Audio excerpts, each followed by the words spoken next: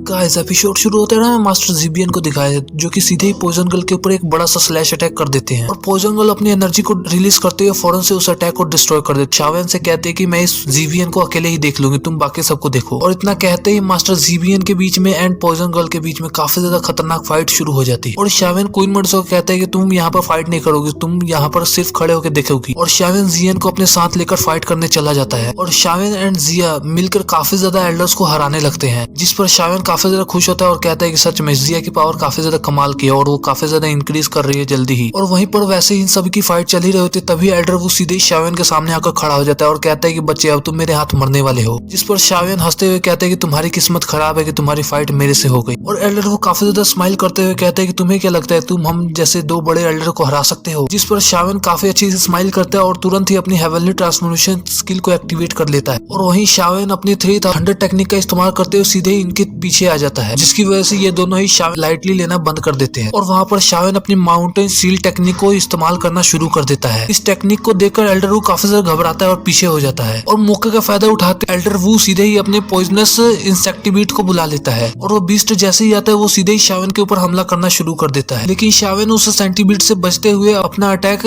पूरी तरह से तैयार कर लेता है और वो सीधे ही उस शील्ड का इस्तेमाल करते हुए पॉइजनस सेंटीबीट को वहीं पर मार देता है। और उस इंसेक्टिबीट के मरते ही एल्डर वू सीधे जमीन की तरफ गिरने लगता है। इसे खाई में गिरता हुआ देख शावेन तुरंत ही उसके पास जाने की कोशिश करने लगता है। तभी रास्ते में एल्डर वू को बचाने के लिए उसका दोस्त जीशन आ जाता है और शावेन की फाइट जीशन से होने लगती है। और जीशन भी काफी ज्यादा पावरफुल था, वो भी अपने पास से एक स्कॉर्पियन बीस्ट को बुला लेता है और सीधे शावेन के ऊपर अटैक करने के लिए छोड़ देता है। जिस पर जिया शावेन के पास आती है और कहती है कि इस स्कॉर्पियन बीस्ट को मैं अकेले ही संभाल लूंगी। और फिर जिया उस स्कॉर्पियन बीस्ट से फाइट करने लगती है और जिया उस स्कॉर्पियन बीस्ट की हालत काफी ज्यादा खराब कर देती है, जिसकी वजह से काफी ज्यादा खुश होती है। और स्कॉर्पियन बीस्ट की ऐसी हालत देखकर जीशन काफी ज्यादा हैरान होता है और शावेन भी वहाँ पर मौके का फायदा उठाते हुए सीधे जीशन अपने स्वॉर्ड से हमला कर देता है। और वहीं दूसरी तरफ पॉइजन गर्ल को देखते हैं जिसने जीबियन की हालत पूरी तरह से खराब कर दी होती है और ये दोनों ही लगभग हारने की कगार पर होते हैं। और वहीं पर जीबियन मरने ही वाला होता है तभी वो अपने दोस्त से कहता है कि मुझे लगता है कि हमें उस दोस्त को बुलाना ही होगा, यदि वो यहाँ पर आ गया तो वो पूरी गेम पलट के रख देगा। और जीशन शावेन से फाइट कर रहा होता है, वो जैसे ही